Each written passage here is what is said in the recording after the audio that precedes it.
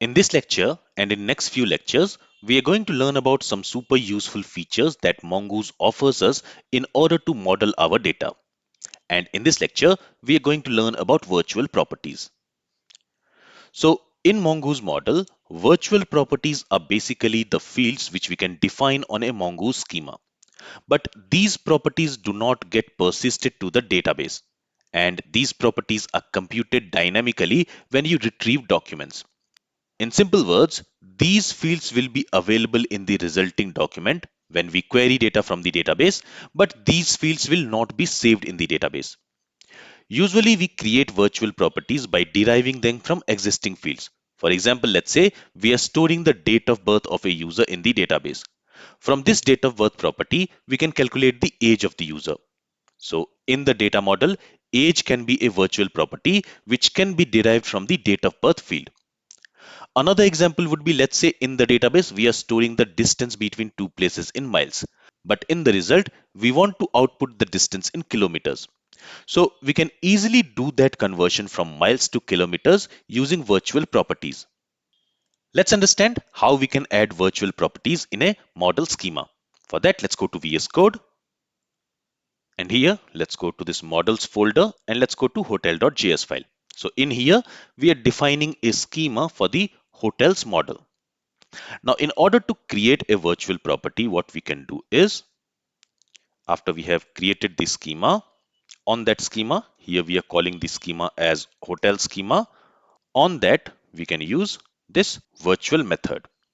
And to this virtual method, as the first argument, we need to specify the name of the virtual property which we want to add. Here, let's say we want to add is premium property. Basically, what I want to do is I want to check if a hotel is a premium hotel or not.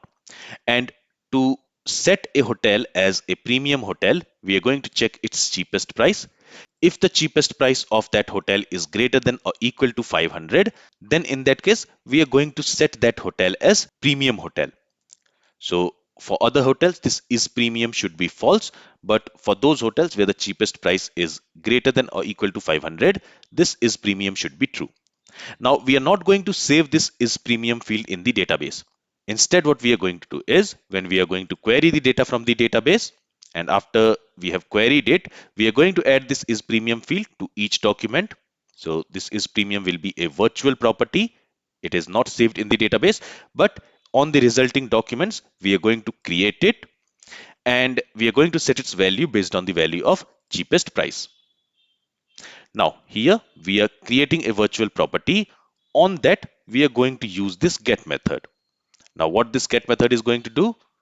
This get method is basically a getter method and it will make sure that this virtual property, this is premium virtual property, it gets created each time when we get some data. That means when we get some documents from the database.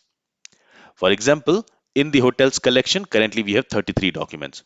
So when we query documents from the hotels collection using Mongoose model, for each document, an is premium virtual field will be added in the result and it will be assigned with some value by calling this get method.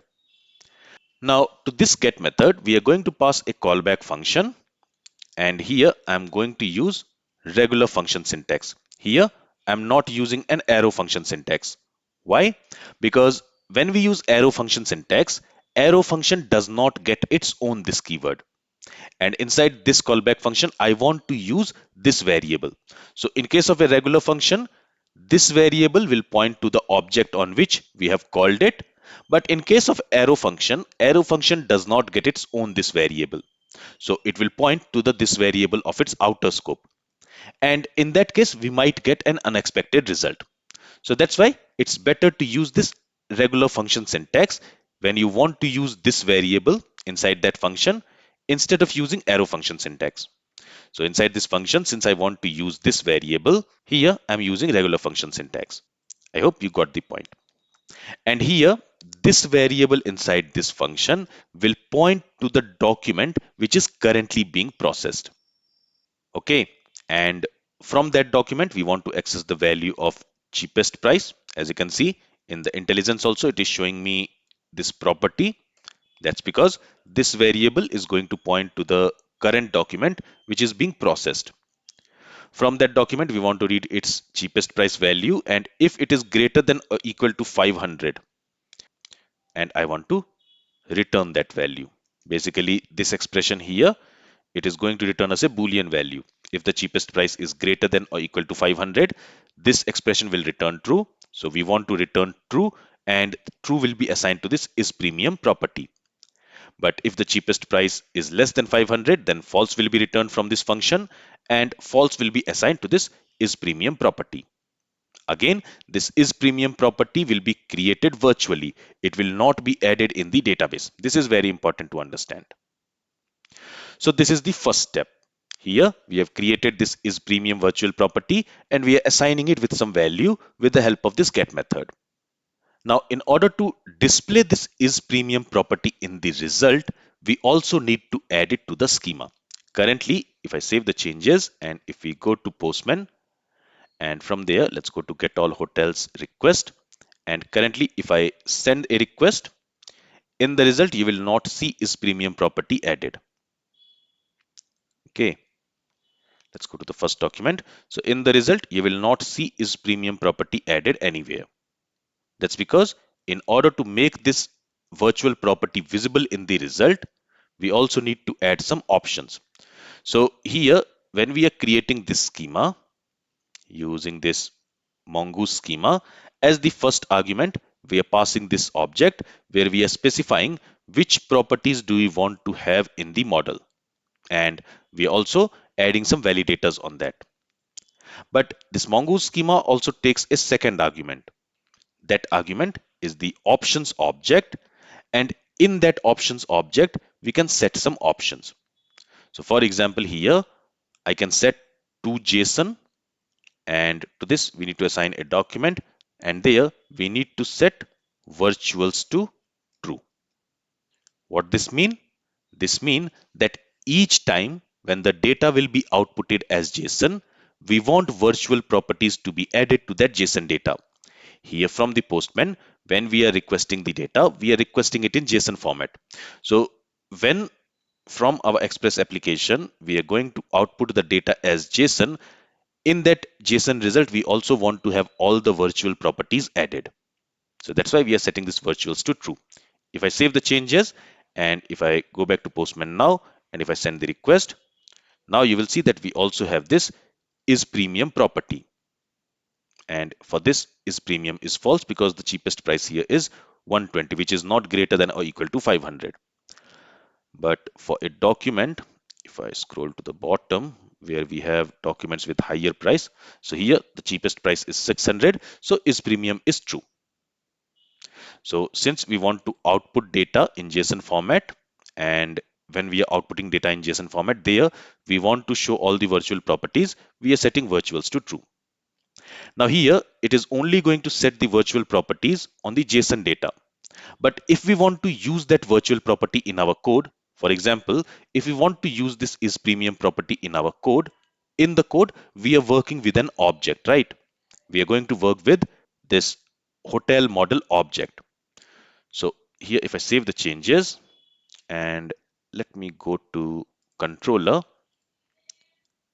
and in here let me create an object of hotel model.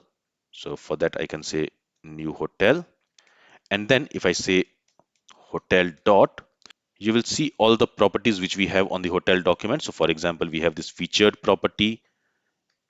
I can also access name property, or I can also access description property. But if I try to access IsPremium, you will not see that property. Okay, you will not see that property because this property we have not enabled for objects. But if I go to hotel.js, and in here I can also specify to object, and for this also I can set virtuals to true. So now this virtual property will be available on objects as well, on the hotel instances. Now if I go to hotel controller.js, and now if I try to say hotel dot is premium, okay, it's not showing right now. But now since we have set this toObject virtuals to true. Now we should also be able to access IsPremium property and use it on the objects. Okay.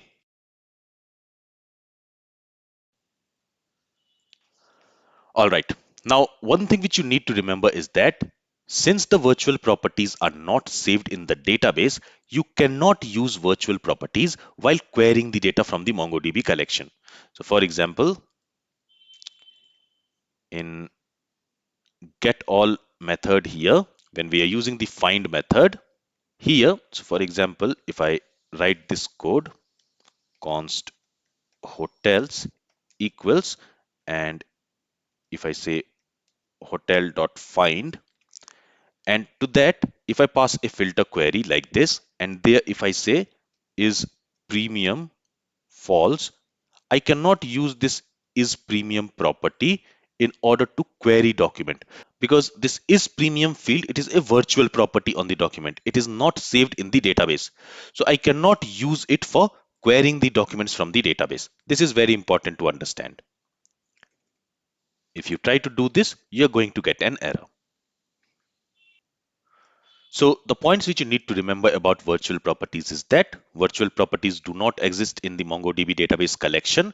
They are computed in your application code, and they are not included in JSON or object output by default.